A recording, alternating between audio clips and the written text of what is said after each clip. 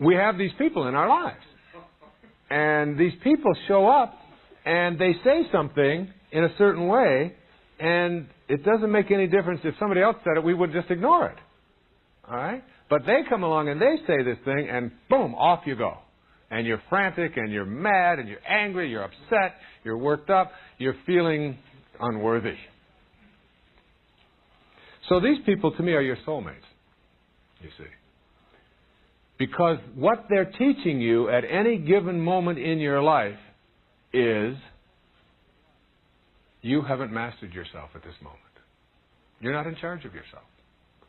Those people who can push your buttons and send you into a frenzy, or into an angry space, or into a space of self-repudiation, are people who are divine masters disguised as manipulative, crass, unconcerned people.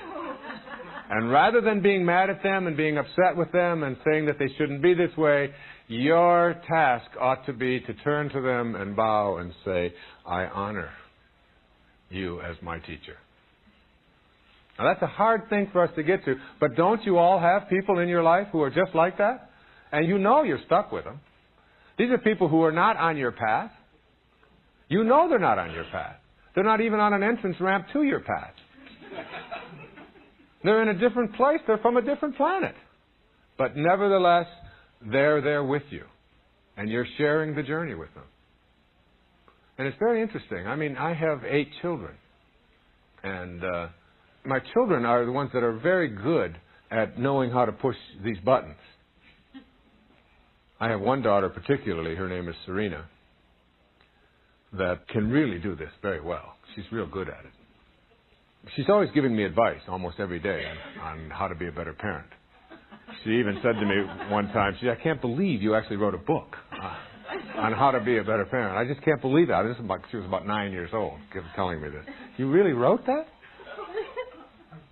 And whenever she gives me this advice, it's like, or she starts going into one of her routines, I find myself, really being challenged. I don't usually turn around and say, I honor you for, I'm usually saying, well, But nevertheless, there's a part of me that recognizes this, and I also recognize it in my relationship with my wife.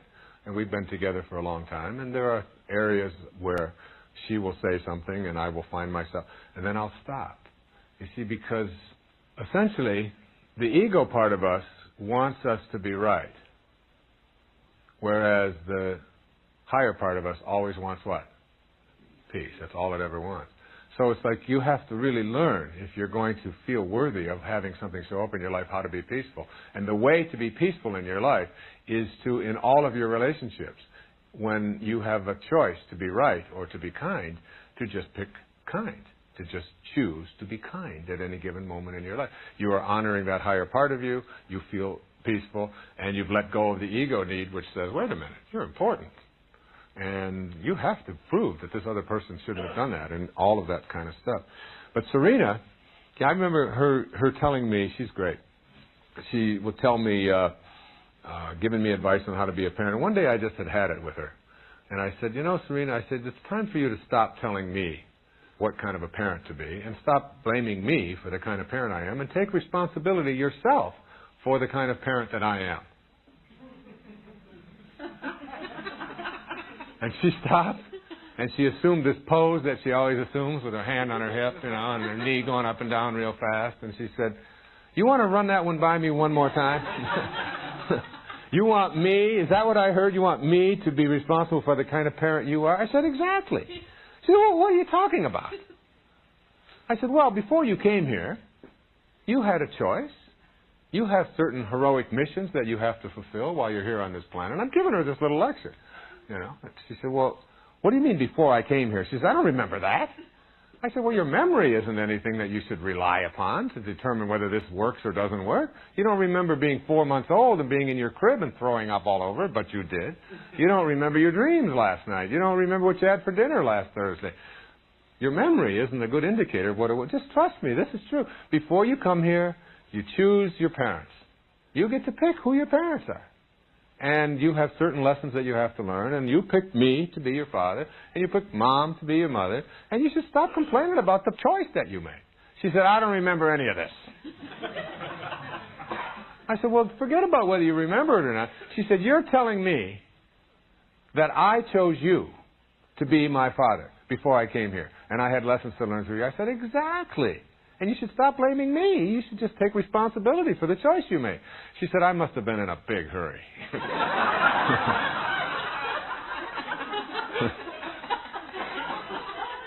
So, these are your tests, all right?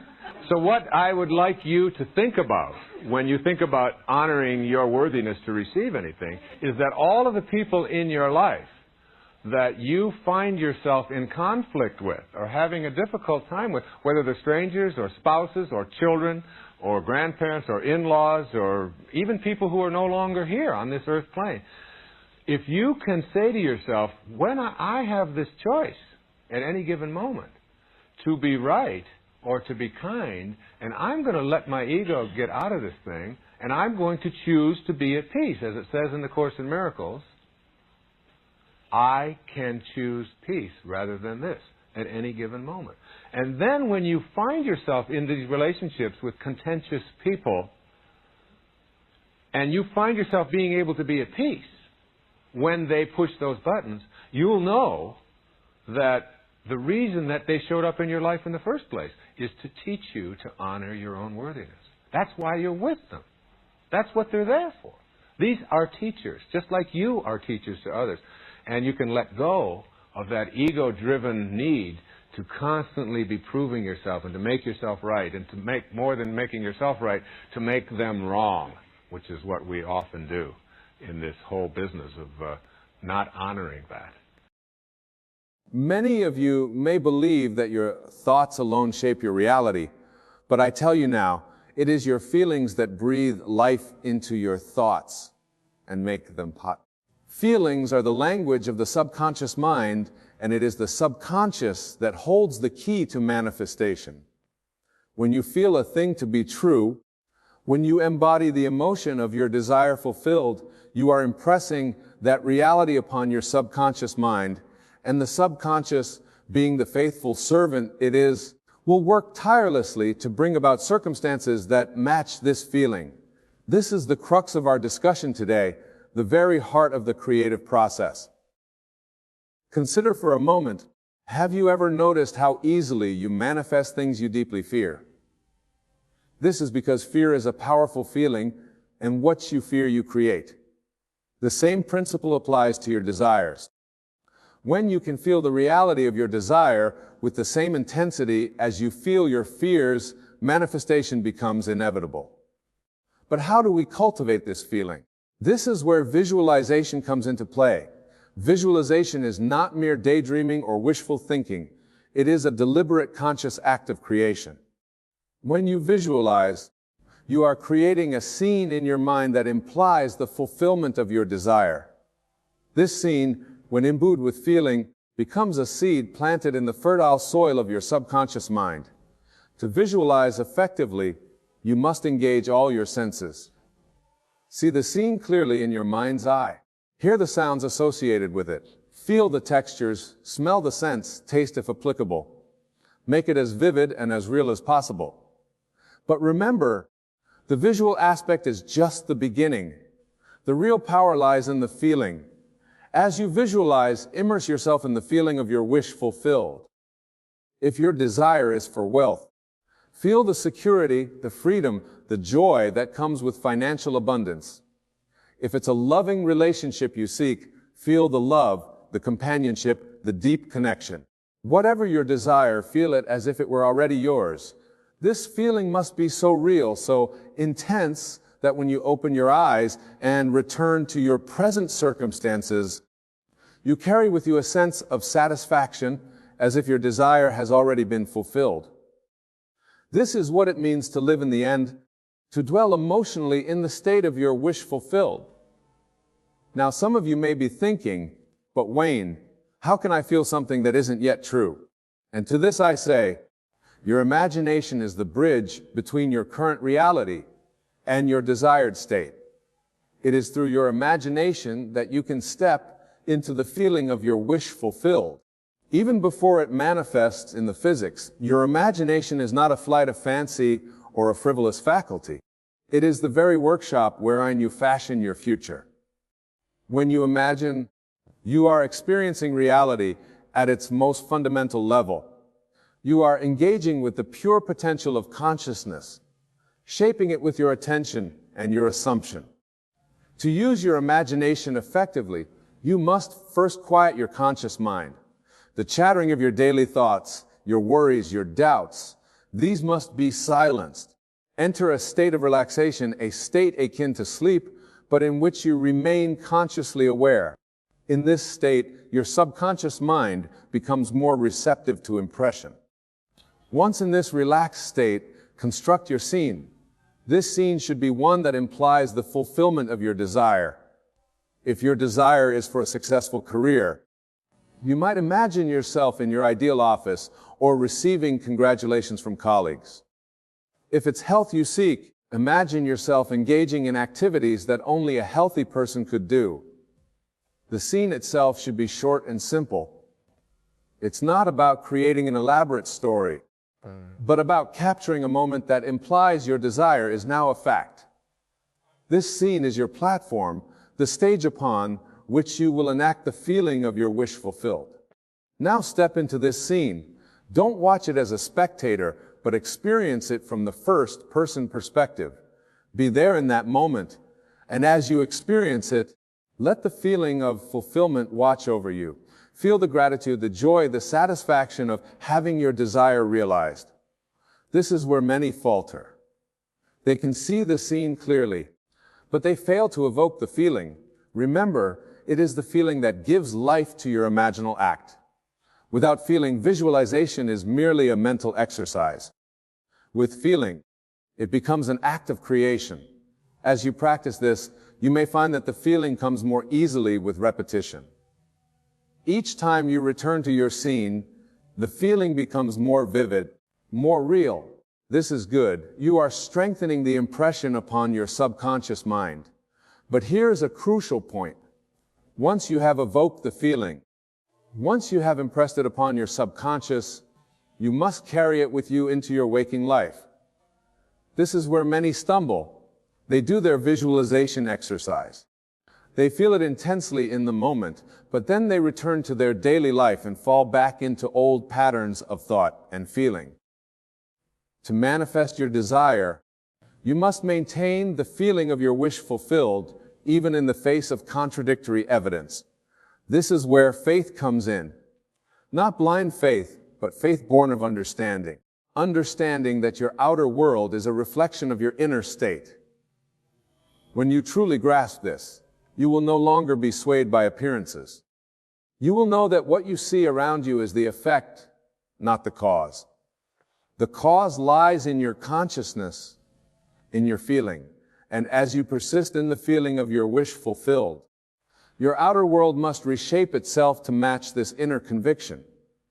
Now let us address a common challenge in this practice, the apparent contradictions of your senses. As you begin to live in the feeling of your wish fulfilled, you may find that your current circumstances seem to contradict your assumption. Bills may still need to be paid. Problems may still arise.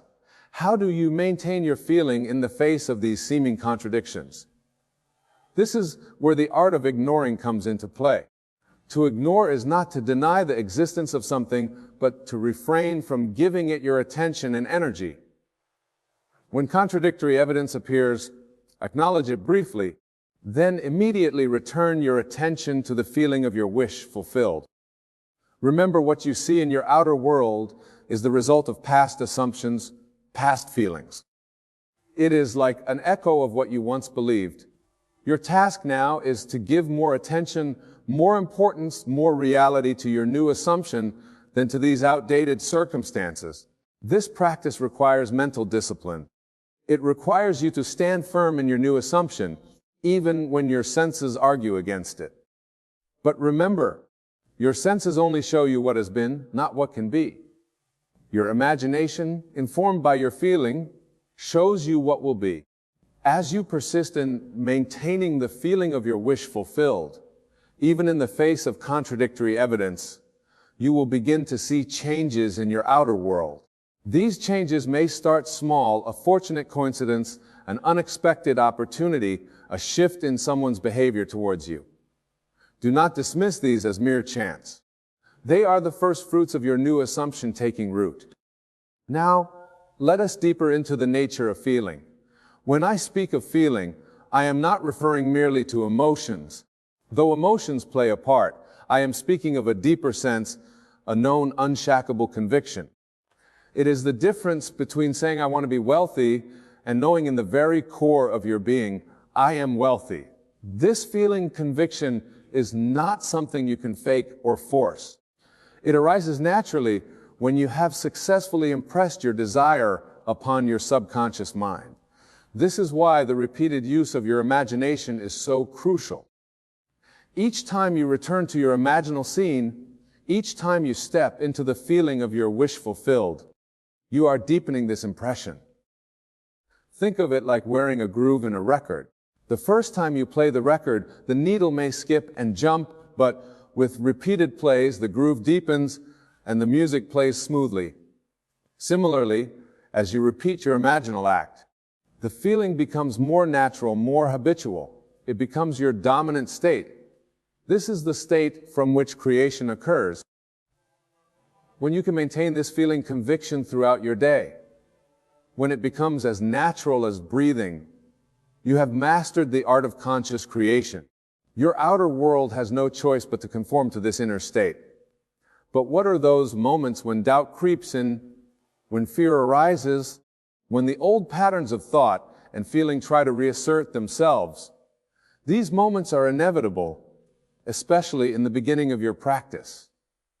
Do not be discouraged by them. Instead, see them as opportunities to strengthen your new assumption. When doubt arises, do not fight it. Fighting against the thought only gives it more power. Instead, gently but firmly return to your feeling of wish fulfilled. Remind yourself that what you see around you is the past.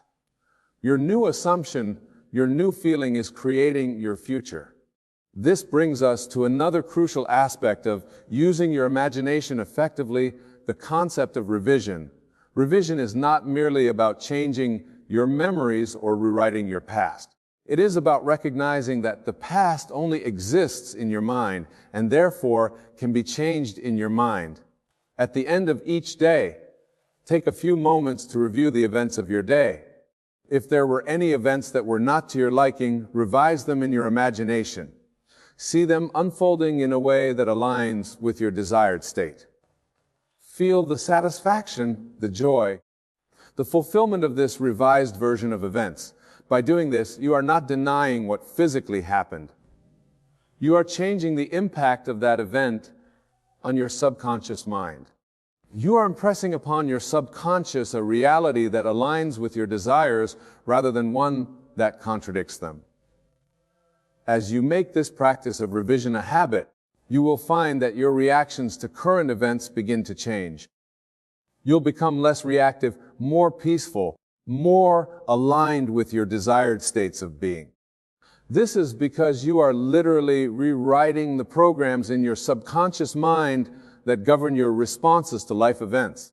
Now let us address the role of action in this process of conscious creation.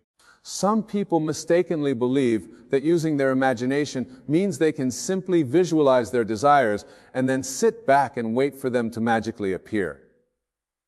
This is not the case. The use of imagination does not negate action. It informs action. When you successfully impress your desire upon your subconscious mind, when you truly feel your wish fulfilled, you will be inspired to take actions that align with this state. These actions will feel natural, even inevitable. They will not be driven by fear or lack, but will flow from your assumed state of fulfillment. This is a crucial distinction. When you take action from a place of lack, trying to get what you desire, you are actually affirming the assumption of not having it. But when you take action from the assumption of already having a desire fulfilled, you open yourself to infinite possibilities for its expression expansion. So do not neglect action, but ensure that your actions are aligned with and flowing from your assumed state. Let your feeling guide your actions rather than hoping your actions will create the feeling. Now let us explore the concept of persistence in relation to feeling and imagination. Persistence is not about forcing or struggling. It's about maintaining your assumption, your feeling of wish fulfilled, even when the outer world seems to contradict it. This persistence requires faith, not blind faith, but faith born of understanding. Understanding that your outer world is a reflection of your inner state, and that as you persist in your new assumption, your world must reshape itself to match it. Think of yourself as an actor playing a role. When an actor takes on a role, they don't just memorize lines, they embody the character. They think as the character would think, feel as the character would feel, act as the character would act. This is what you must do with your desired state. Persistent thinking, feeling, and acting from the state of your wish fulfilled. Do this not with strain or effort, but with the natural ease of one who knows that this is their true state of being. As you persist in this practice, you may find that your outer world doesn't change immediately. This is where many people give up. They try it for a few days or weeks, don't see results, and conclude that it doesn't work. But remember, you are overturning a lifetime of habitual thinking and feeling. Give it time. The changes may start small, a shift in your own attitude, a new opportunity, a fortunate coincidence. Acknowledge these changes no matter how small. They are signs that your new assumption is taking root. Now let us delve deeper into the art of visualization. Visualization is not just about seeing images in your mind. It's about engaging all your senses to create a vivid multi-dimensional experience in your imagination. When you visualize your desire fulfilled, see it clearly. What does it look like? Notice the colors, the shapes, the details, but don't stop there. What sounds are associated with this scene? What do you hear? If it's a scene of success, perhaps you hear congratulations or applause. If it's a scene of relaxation, perhaps you hear the gentle sound of waves or birds singing. What do you feel physically? If your desire is for a new home, feel the texture of the doorknob as you open the front door. Feel the plush carpet under your feet or the smooth hardwood floors. If your desire is for health, feel the strength in your body, the ease of movement, the vitality coursing through you. What smells are present in your scene? The fresh scent of a new car, the aroma of a gourmet meal, the clean, crisp smell of a new office. Engage your sense of smell in your visual event. And if applicable, what tastes are involved? If your scene involves a celebration, taste the champagne. If it's a scene of health, taste the freshness of pure, clean water. The more senses you engage in your visualization, the more real it becomes to your subconscious mind. And remember, to your subconscious, there is no difference between a vividly imagined experience and a physical one. But here's the key. As you engage in this multi-sensory visualization, allow the feeling of what we wish fulfilled to permeate your entire being. Feel the joy, the satisfaction, the gratitude of having your desire realized. This feeling is what gives life to your visualization. Now, let's address a common question. How often should one practice visualization? The answer is, as often as you can maintain the feeling of your wish fulfilled. Quality is more important than quantity here. A few minutes of vivid feeling, filled visualization are far more powerful than hours and hours of hearted mental pictures. Many find it helpful to practice visualization upon waking and before sleep. These are times when your subconscious mind is particularly receptive, but you can also engage in brief visualizations throughout your day. Whenever you have a quiet moment, close your eyes and step into the feeling of your wish fulfilled. Remember, the goal is not just to create pretty pictures in your mind. The goal is to impress upon your subconscious mind the reality of your desire fulfilled. And this is done through feeling. Now, let us explore another powerful tool in using your imagination effectively. The use of I remember when statements. This technique involves speaking or thinking about your desire as if it were a past event, something you're reminiscing about. For example, if your desire is for a successful business, you might say to yourself, I remember when I was just starting out, struggling to make ends meet. Look at how far I've come now with a thriving business and financial security. By framing your desires of memory, you bypass the logical mind's objections. It's easier for your subconscious to accept something as a past event than as a future possibility.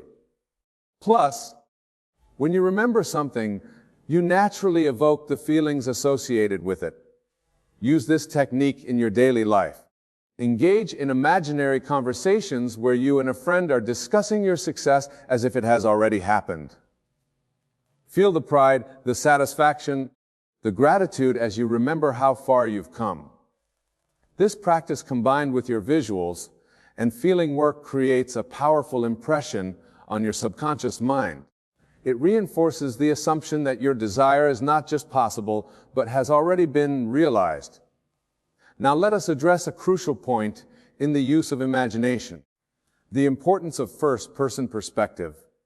When you visualize, when you imagine your desire fulfilled, it's essential that you experience it from your own point of view, not as an observer watching yourself. Many people make the mistake of seeing themselves in their imaginal scene, as if watching a movie of themselves.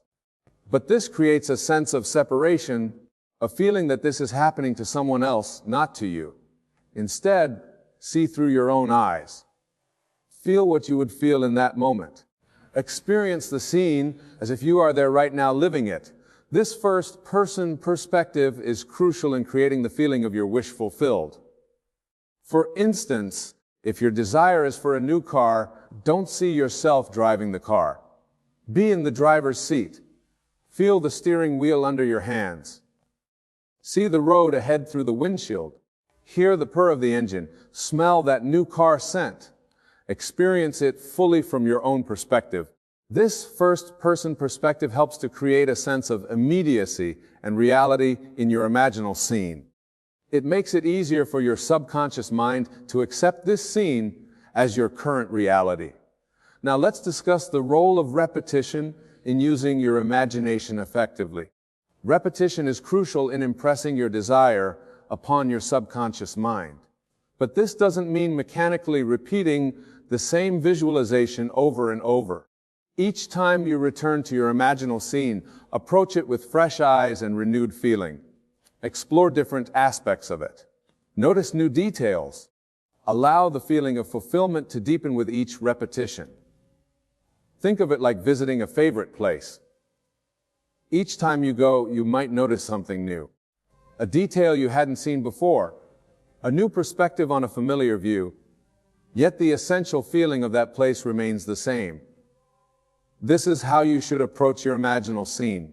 The goal of repetition is not to memorize a scene, but to deepen the feeling of your wish fulfilled. With each repetition, you are wearing a deeper groove in your consciousness, making this new state feel more natural, more you. Now let us address a common pitfall in the use of imagination, the temptation to visualize the process rather than the end result. Many people, when trying to manifest a desire, focus on how it might come about. They imagine the steps that might lead to their goal. But this is a mistake. Your job is not to figure out how your desire will be realized. That is the job of the universal consciousness, which has infinite ways to bring about your desire. Your job is simply to assume the feeling of the wish fulfilled. Focus on the end result. Imagine and feel the state of having your desire realized, not the process of getting there. When you focus on the process, you often introduce doubts and limitations. You may not be able to imagine how your desire could possibly come about. And this doubt undermines your assumption. Remember, the power is in the feeling of the end result.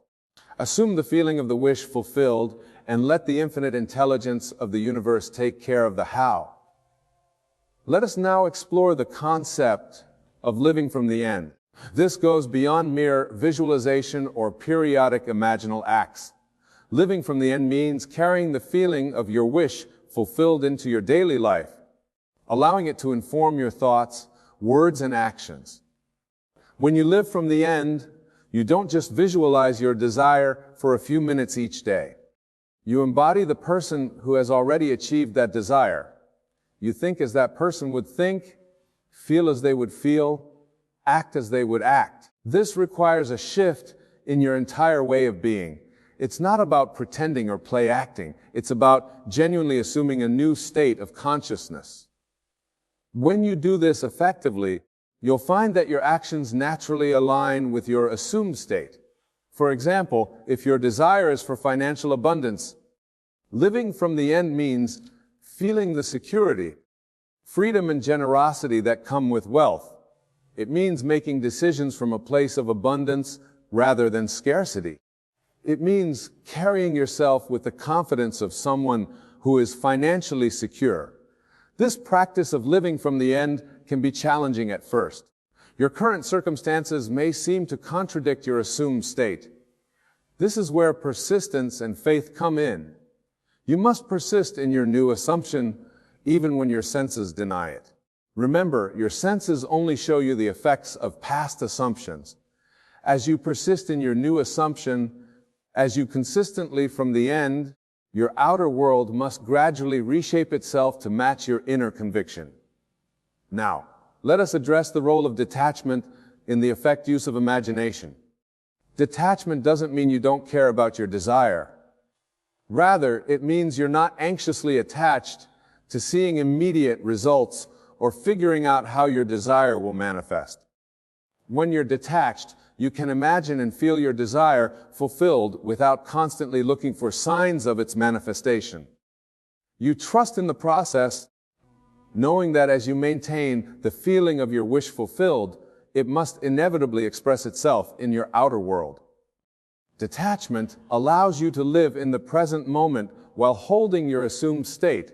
It frees you from the anxiety and doubt that can undermine your creative work.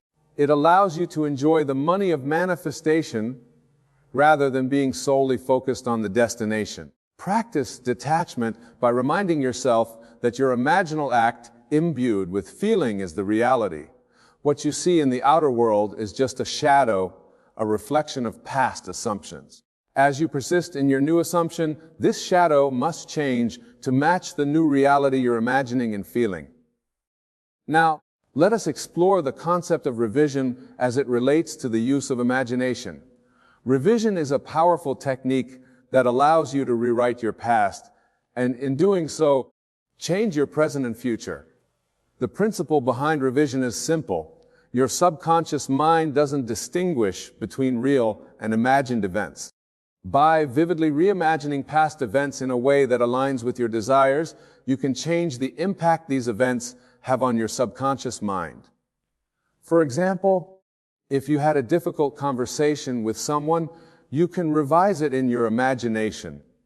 See the conversation going smoothly, feel the mutual understanding and respect. Imagine the positive outcome you desire. By doing this, you're not denying what physically happened.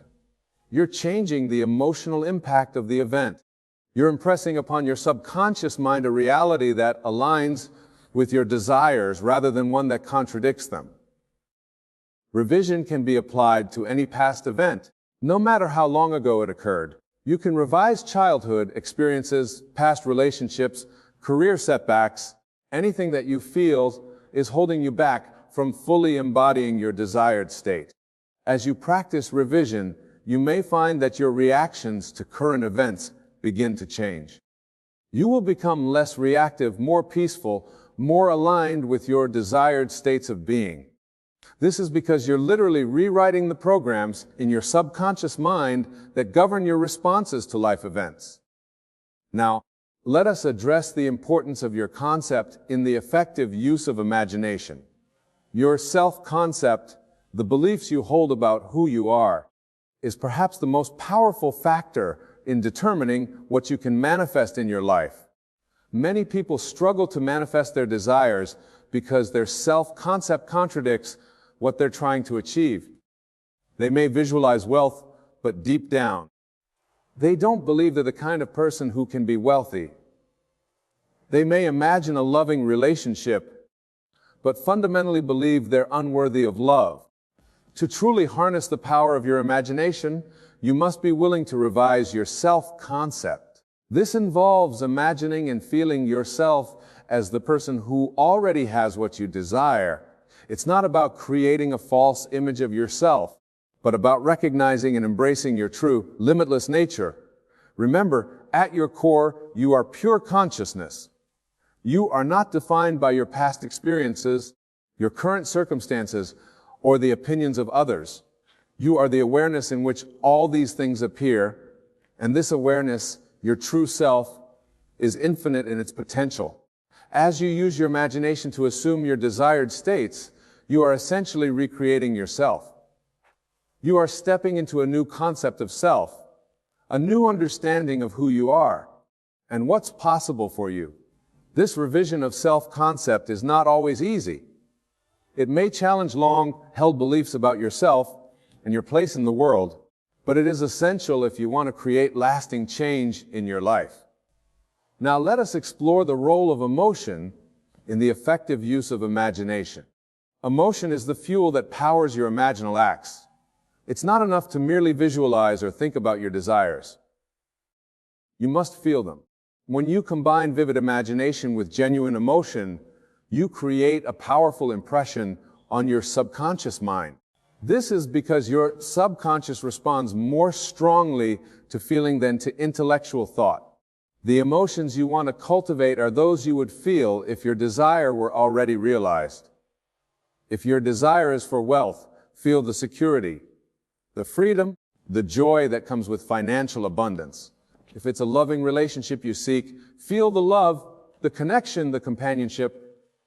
These emotions should be so real, so intense, that when you open your eyes and return to your present circumstances, you carry with you a sense of fulfillment, as if your desire has already been realized.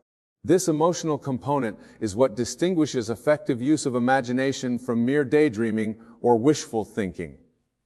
When you can genuinely feel your desire as an accomplished fact, you are impressing it upon your subconscious mind as a reality. Now let us address the concept of persistence in the use of imagination. Persistence doesn't mean forcing or struggling. It means consistently returning to the feeling of your wish fulfilled, even when outer circumstances seem to contradict it. This persistence requires faith, not blind faith, but faith born of understanding. Understanding that your other world is a reflection of your inner state, and that as you persist in your new assumption, your world must reshape itself to match it. Persistence also involves patience. Remember, you are overturning a lifetime of habitual thinking and feeling. This doesn't happen overnight. Give your new assumptions time to take root and bear fruit. As you persist in your imaginal acts, you may face doubts, fears, or contradictory evidence in your outer world. See these as opportunities to strengthen your faith, to deepen your commitment to your assumed state. Now let us explore the concept of letting go in the manifestation process. This might seem contradictory to what we've discussed about persistence, but it's actually complementary. Letting go doesn't mean giving up on your desire. It means releasing the anxiety, the need to control the constant checking for results. It means trusting that once you've impressed your desire upon your subconscious mind through feeling and imagination, the manifestation process is set in motion. When you truly let go, you enter a state of allowing. You're no longer trying to make things happen. You're opening yourself to receive what you've already created in your imagination. This state of allowing is crucial because it aligns you with the natural flow of manifestation. It removes the resistance that can block or delay the realization of your desires.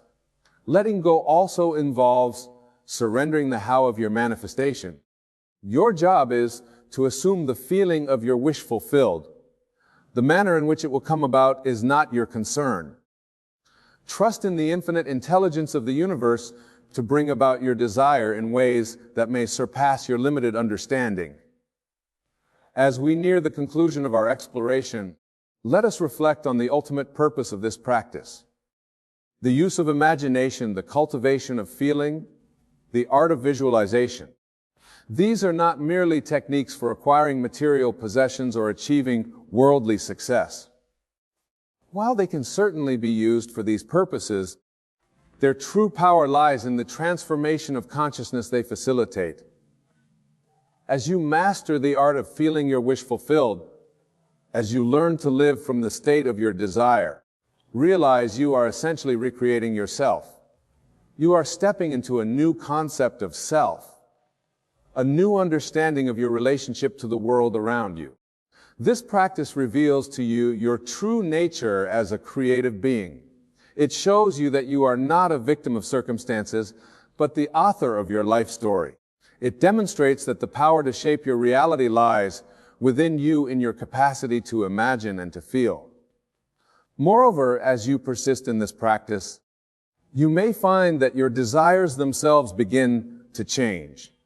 As you experience the fulfillment of your initial desires, as you grow in your understanding of your creative power, you may find yourself drawn to higher aspirations. You may feel called to use your creative ability, not just for personal gain, but for the betterment of all. This is the true gift of mastering the art of conscious creation, the ability to shape not just your individual life, but to contribute to the shaping of the world around you. For as you change your own consciousness, you inevitably affect the collective consistence of humanity. In closing, my dear friends, remember this. Feeling is indeed the secret. Your ability to feel the reality of your desire to live from the state of your wish fulfilled is the key to unlocking the infinite portfolio that resides within you. Visualization is the tool by which you construct the platform for this feeling. And your imagination is the workshop in which you fashion your future. Go forth from here with this knowledge. Apply these principles in your daily life.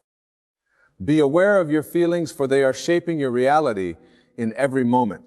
Use your imagination consciously and deliberately to create scenes that imply the fulfillment of your desires. Visualize with all the power of your senses, but above all, feel the reality of your wish fulfilled. And remember, persistence is key. The world you see around you is the result of habitual feelings and assumptions.